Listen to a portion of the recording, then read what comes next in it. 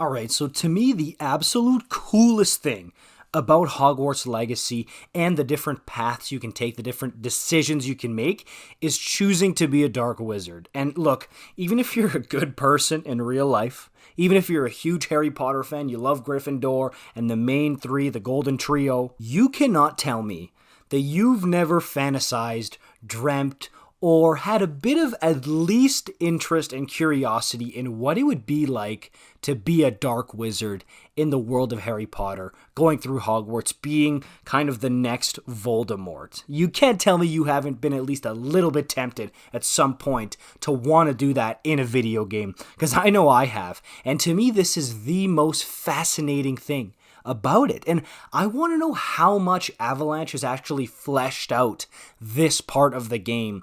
And it's going to make me wonder, should you be a dark wizard? Because we know that a lot of other games have systems with morality. I think notably about Red Dead Redemption 2, where the world reacts to you being good or bad, and you have different options, different situations, sequences based on if you've chosen to be good or bad.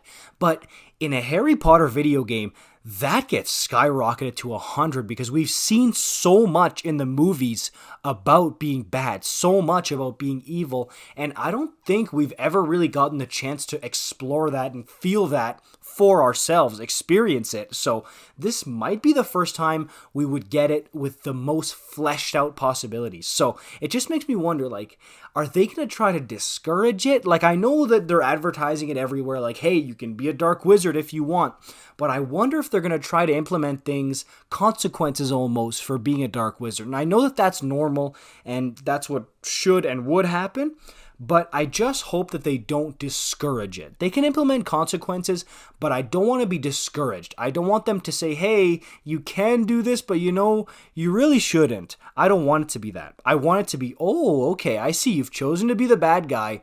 Here you go. Here's your life path. Have fun. That's what I want it to be like. And I know that from the trailer, we know that we can cast some unforgivable curses. I cannot wait to cast Avada Kedavra. But, I mean, to be honest with you, if we're going to be bad, I hope that they don't hold back. Yes, that means what I think it means. I hope that we can, like, straight up murder people. I'm dead serious if we want to be bad. Like, why hold back if this is going to be an option in the game? I hope that we literally can do stuff like that as a dark wizard in the game. Don't you guys? I mean, if you want this to be an option in the game, you want to do this, why would you want to be chained down or restricted with certain things? You want to feel free and bad and like you can do whatever you want. You can rule this place and do whatever you want. I want to be able to feel that way. Like, to me, if that's an option to be a dark wizard, I really hope Avalanche leans into it. So that means other classmates start to hear rumors about you and things start to get out and people maybe start getting scared of you a little bit and maybe you skip class more and you become more of a rebel inside and outside of Hogwarts. What did I just say? Hogwarts? Hogwarts. And I don't know, I just really hope that it's not bare minimum and it's like, oh, it's a chore when you decide to become a dark wizard and they try to push you in another direction. I hope it's not that.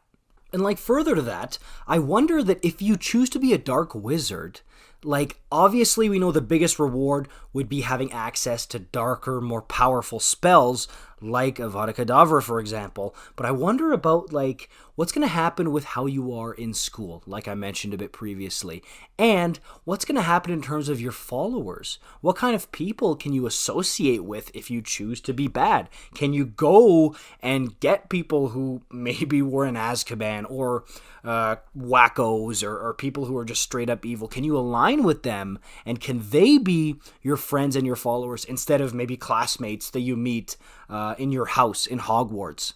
And like, you know what? I'm not afraid to say it. Like, first thing I'm doing as soon as I get into the Hogwarts Legacy world is I'm going to try my absolute best to become the most powerful dark wizard I can. That's the path I'm going with, truly. And I'll probably end up doing another playthrough where I go kind of and follow all the rules and I'm a good Gryffindor or a good Hufflepuff. But the first thing I want to do is see how fleshed out, how interesting, how deep they went with being a dark wizard and how much freedom they give you, because to me that is so important. And I want to know in the comments down below. This is my big comment of the day here, question of the day. What will you guys do? Are you going to be a dark wizard, or are you going to be good, and why?